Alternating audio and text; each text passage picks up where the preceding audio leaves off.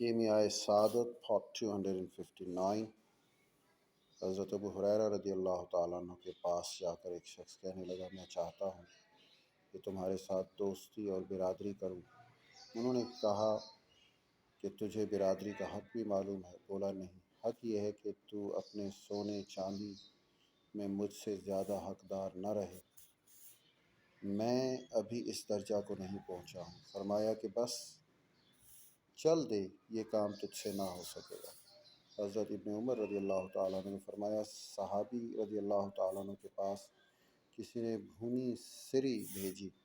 انہوں نے کہا، میرا فلانا دوست بہت محتاج ہے، اس کو دنیا اولا ہے، اور اس سری کو اس کے پاس بھیجا۔ اس نے دوسرے کے پاس، دوسرے نے تیسرے کے پاس، غرض یہ کہ جگہ جگہ پھرا پھرا کر پہلے ہی دوست کے پاس آئی۔ مسروق اور خثیمہ رحم اللہ تعالیٰ میں دوستی تھی، ہر ایک قرض دار تھا۔ ایک نے دوسرے کا قرض اس طرح ادا کیا کہ اسے خبر بھی نہ ہوئی۔ امیر المؤمنین حضرت مولا علی مشکل کشا شیر خدا کرم اللہ تعالی وجہہ نے فرمایا، 20 درہم جو کسی دوست کے واسطے صرف صرف کروں، وہ مجھے اس سے زیادہ پسند ہے کہ 100 درہم کسی فقیر کو دوں۔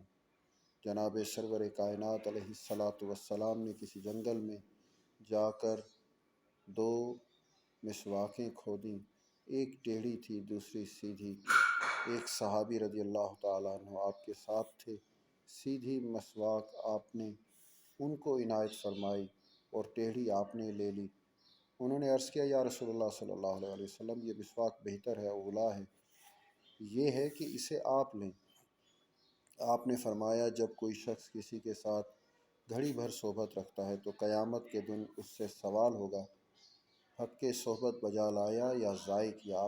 آپ کا یہ فرمانا اس طرف اشارہ ہے، حق کے صحبت یہ ہے کہ آدمی اپنے کام کی چیز دوسرے کو دے دے۔ جناب رسول مقبول صلی اللہ علیہ وسلم نے فرمایا، جب 2 آدمی باہم صحبت رکھتے ہیں تو ان دونوں میں خدا کا بڑا دوست وہ ہے جو دوسرے کا بڑا رفیق اور شفیق ہو۔ دوسری قسم یہ ہے کہ سب کاموں میں خواہش اور استدعا کے پہلے یاری اور مددگاری کرے، شادمانی اور کشادہ پیشانی کے ساتھ دوست کی خدمت گزاری کرے۔ اگلے بزرگوں کی عادت یہ تھی کہ ہر روز اپنے دوستوں کے دروازے پر جا کر گھر والوں سے پوچھتے، کیا کرتے ہو؟ لکڑی، آٹا، تیل، نمک ہے یا نہیں؟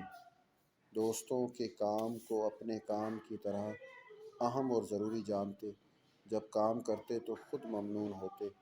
حضرت امام حسن بصری رحمۃ اللہ علیہ نے فرمایا، دینی بھائی بیوی لڑکوں سے زیادہ مجھے عزیز ہیں، اس واسطے کہ یہ دین کی یاد دلاتے ہیں اور زن و فرزند دنیا کی یاد دلاتے ہیں۔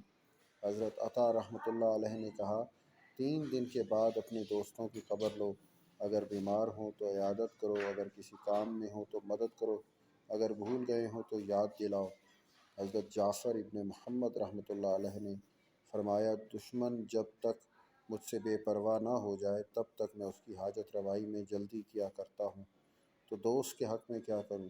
اگلے بزرگوں میں ایک بزرگ تھے، انہوں نے اپنے دوست کی وفات کے بعد 40 برس تک حق کے صحبت کی رعایت سے اس کے بیوی اور لڑکوں کی خدمت کی۔ تیسری قسم زبان سے متعلق ہے، اپنے بھائیوں کے حق میں اچھی بات کہے، ان کے عیبوں کو چھپائے۔ اگر کوئی ان کے پیٹھ پیچھے ان کا ذکر کرے تو اس کا جواب دے، یہ سمجھے کہ وہ دیوار کے پیچھے سن رہا ہے، جس طرح اپنے پیٹھ پیچھے اس کا رہنا چاہتا ہے، اس طرح کہ اس کے پیٹھ پیچھے خود بھی رہے۔ چرب زبانی نہ کرے، جب وہ اس سے کچھ کہے تو مان لے، تکرار نہ کرے، اس کا راز فاش نہ کرے اور اس سے انقطاع ہو چکا ہو، کیونکہ یہ امر بدتینی سے ہوتا ہے، تو اس کے زن و فرزند اور احباب کی غیبت نہ کرے۔ اگر کسی نے اس کی شکایت کی ہو تو اس سے بیان نہ کرے، اس واسطے کہ اگر کہے گا تو اسے رنج دے گا، اور اگر لوگ اس کی تعریف کریں تو اس سے نہ چھپائے، اس واسطے کہ یہ امر حسد کی دلیل ہے۔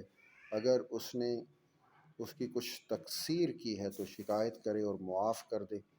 اور اپنا قصور یاد کرے جو خدا کی عبادت میں کرتا ہے، تاکہ اپنے حق میں کسی کے قصور کرنے کو اچھا نہ جانے، اور یہ سمجھے کہ اگر کوئی ایسے شخص کو ڈھونڈے جو بے خطا اور بے عیب ہو تو ہرگز نہ پائے گا اور خلق کی صحبت چھوڑے گا۔